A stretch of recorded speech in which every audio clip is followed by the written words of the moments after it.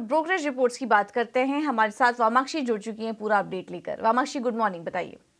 जी बिल्कुल, शुरुआत करेंगे हम बजाज फाइनेंस के साथ। यूबीएस की तरफ से रिपोर्ट आ रही है और ये हाईलाइट कर रहे हैं कि ओवरऑल कंपेटिटिव इंटेंसिटी जो स्पेस में है कंज्यूमर लोन्स में, ये बढ़ रही है, ये अंडर अप्रिशिएटेड है और इनफैक्ट जो वैल्यूएशन है वो ऑलरेडी ये फैक्टर इन नहीं कर रहे हैं। जो उनकी कस्टमर बेस की क्वालिटी है ये भी पिक आउट हो रही है और खास करके क्रॉस सेलिंग पर कंपनी को फोकस करना होगा अगर इन्हें इंक्रीमेंटल ग्रोथ पोस्ट करनी है। तो लार्जली इन सारे फैक्टर्स को ध्यान में रखते हुए यूबीएस ने बजाज फाइनेंस पर बिकवाली की राय दी है टारगेट प्राइस 6,800 के साथ। इसके अलावा गेल पर भी हम फोकस करेंगे। यूबीएस का कहना है कि earnings growth prospects fully priced इन नहीं है।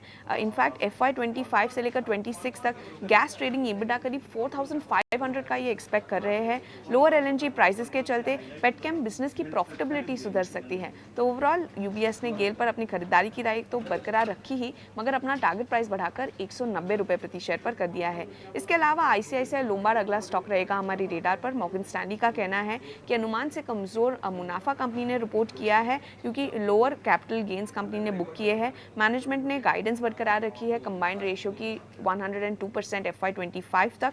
मैनेजमेंट ने साइट की है कि अर्ली कंपेटिटिव इंटेंसिटी के जो साइंस नजर आ रहे हैं वो रिसीड होते हुए नजर आ रहे हैं मोटर सेगमेंट में। हेल्दी बिजनेस ग्रोथ ट्रैजेक्टरी भी एक्सपेक्टेड है FY25 में। ओवरऑल इसी के चलते मॉर्गन स्टैनली ने आईसीआईसीआई लोम्बार्ड पर अपनी ओवरवेट की राय को बरकरार रखा है।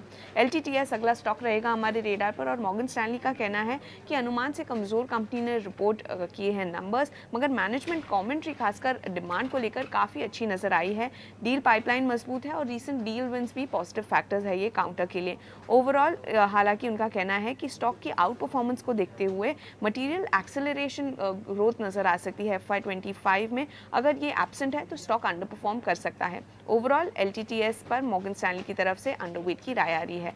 आखिर में हम फोकस करेंगे सीमेंट सेक्टर पर। मॉर्गन स्टैनली का कहना है कि इंडिया की सीमेंट इंडस्ट्री एक मल्टी ईयर डिमांड साइकिल में है।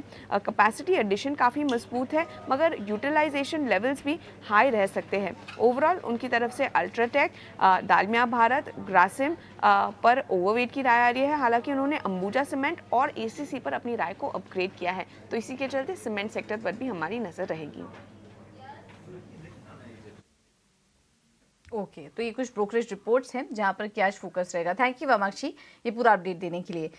चलिए अब क्विकली आपके सामने कुछ ट्रेडिंग आइडियाज रखेंगे। और सुबह देवांग से जब हमारी बात हुई थी तो उन्होंने पेट्रोनेट LNG और ITC में तेजी करने की सलाह दी थी। और इंटरेस्टिंग, आज ITC पर काफी सारे एक्सपर्ट्स बुलिश नजर आ रहे हैं।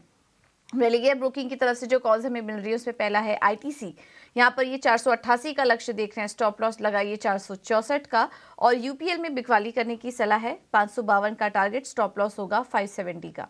कोटक सिक्योरिटीज ने JSPL में तेजी करने की सलाह दी है और 575 के टारगेट्स के लिए आप यहाँ पर खरीदारी करिए, स्टॉप लॉस 434 का होगा। और दूसरा कॉल है गेल पर, तेजी करने की सलाह 173 के टारगेट्स के लिए, स्टॉप लॉस 162 का। JM फाइनेंस ने अपोलो हॉस्पिटल में तेजी करने की सलाह दी है और 5997 के टारगेट्स यहाँ पर वो देख रहे हैं, स्टॉप लॉस 5847 का लगाइए।